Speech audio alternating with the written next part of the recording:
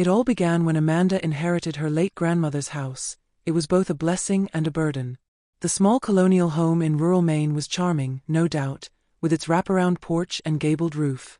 But it was old, and like anything old, it had its quirks.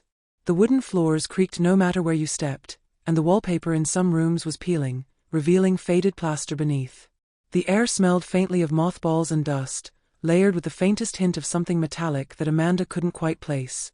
She'd always loved her grandmother's house as a child, though. Her grandmother, Mabel, had been eccentric, collecting odd trinkets and books on folklore. She told Amanda stories about spirits, omens, and curses, her raspy voice weaving the tales with an eerie authenticity. Amanda had laughed them off back then. They were just stories, after all. But standing in the house now as an adult, with shadows creeping into every corner, she wasn't so sure. The upstairs office was where it began. Amanda stumbled across it while exploring on her first day there. The room had been her grandfather's before he passed, and it was like stepping into a time capsule from the early 90s. The desk was cluttered with pens, loose papers, and a yellowing Rolodex.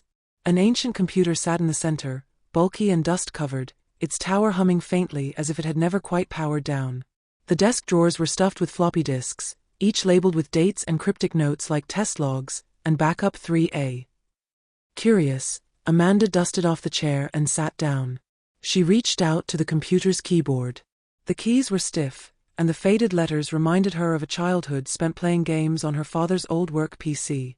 A small pang of nostalgia hit her, and before she could overthink it, she hit the power button.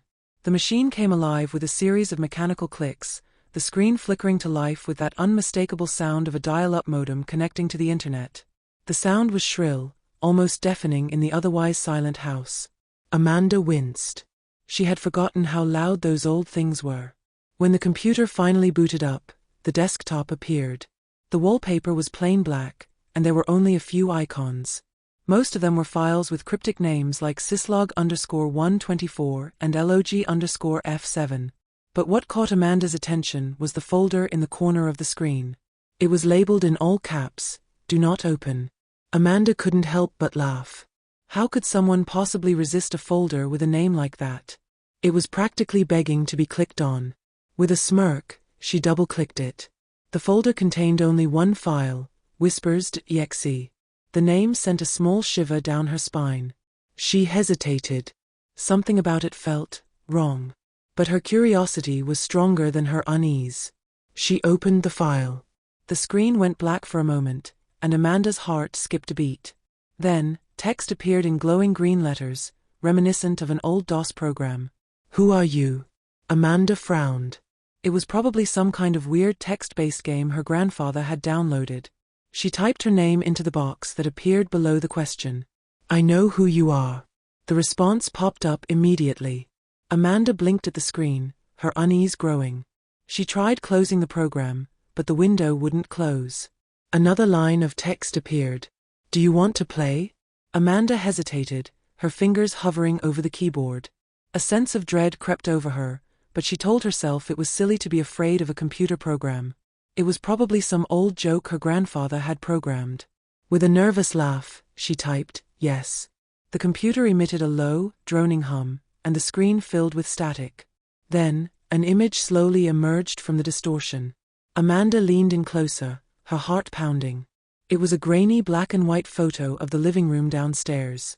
She recognized the floral wallpaper, the antique lamp, and the scratched-up coffee table her grandmother had never replaced. But something was wrong. In the photo, the couch was empty except for a shadowy figure seated in the corner. The figure wasn't human, it was a formless, smoky mass, darker than the shadows around it. Amanda's breath caught in her throat. She glanced toward the doorway, half expecting to see the figure lurking there. The screen flickered, and more text appeared. "I see you." Amanda's heart raced. She typed, "Who are you?" Her hands were shaking now, making it hard to hit the right keys. The response came quickly. "I'm in the house." Her blood ran cold. She reached for the power button on the computer, but the screen didn't turn off. The image on the monitor changed. It now showed the same living room, but the shadowy figure was standing. It was closer to the camera, as though it had moved. Amanda's chest tightened with panic. Her phone buzzed in her pocket, making her jump. She fumbled to pull it out and saw a text from an unknown number. "Why did you leave?" Her breath hitched. She turned back to the screen. The shadowy figure was gone from the image. Amanda typed frantically, "What do you want?" The screen flickered once more, and the words appeared. "Look behind you." Amanda froze. For a long, agonizing moment, she didn't move. Slowly, as if her body wasn't her own, she turned her head. At first, she saw nothing but the dimly lit hallway. Then she noticed it, an amorphous, shifting shape, darker than the shadows around it. It was standing at the edge of the hallway, its form rippling as though it were made of smoke. Amanda screamed and bolted downstairs, nearly tripping over herself in her panic. She threw open the front door and ran to her car, locking the doors behind her. She called the police, her voice shaking as she tried to explain what had happened. When they arrived, they found nothing. No figure. No intruder. And when they went upstairs, the computer was off, as though it had never been turned on. Amanda didn't return to the house after that. She packed up her belongings and moved in with a friend. A week later, the realtor called her with strange news. The office upstairs was empty. The desk, the books, the papers, even the computer, it was all gone. Amanda thought she was free of it, but the nightmares didn't stop. Sometimes, in the dead of night, she would wake to the faint sound of a dial-up modem screeching in her dreams. And when she checked her phone, there would be a text from that same unknown number, the message always the same. "I see you.